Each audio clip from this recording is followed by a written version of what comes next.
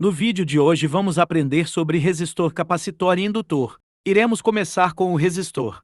Resistor: um componente eletrônico que serve para limitar o fluxo de elétrons transformando energia elétrica em energia térmica. Os resistores são representados por duas imagens. Funciona como um funil dificultando a passagem de elétrons fazendo com que o dispositivo se aqueça.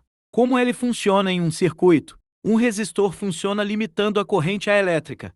O resistor possui uma resistência maior do que os cabos e trilhas de um circuito elétrico, forçando a redução da corrente elétrica que passa por ele. Sendo assim, ele provoca uma queda de tensão. Algumas aplicações: chuveiros elétricos, filamentos de lâmpadas incandescentes e outros equipamentos que geram calor.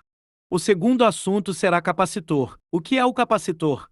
Capacitor é um dispositivo capaz de acumular cargas elétricas quando uma diferença de potencial é estabelecida entre seus terminais. O capacitor é representado por dois símbolos. Como funciona um capacitor? Quando a corrente elétrica percorre o capacitor, uma tensão é aplicada entre as placas condutoras, sendo que um lado armazenará cargas positivas e outro lado armazenará cargas negativas. Um campo elétrico será gerado dentro do capacitor e será este o responsável pelo armazenamento de cargas. Como ele funciona no circuito? Em corrente contínua, seu capacitor se comporta como um circuito aberto. E em corrente alternada, o capacitor se comporta como uma resistência. Onde é aplicado? Circuitos retificadores, circuitos conversores e circuitos reversores, auxílio nas partidas de motores flash do celular. E por último, o indutor.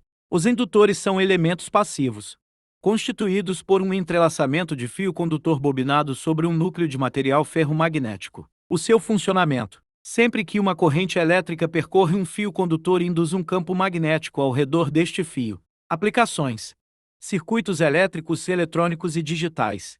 Finalizando, aprender sobre todos eles não é tão difícil. Espero que todos tenham entendido. Obrigado e boa sorte!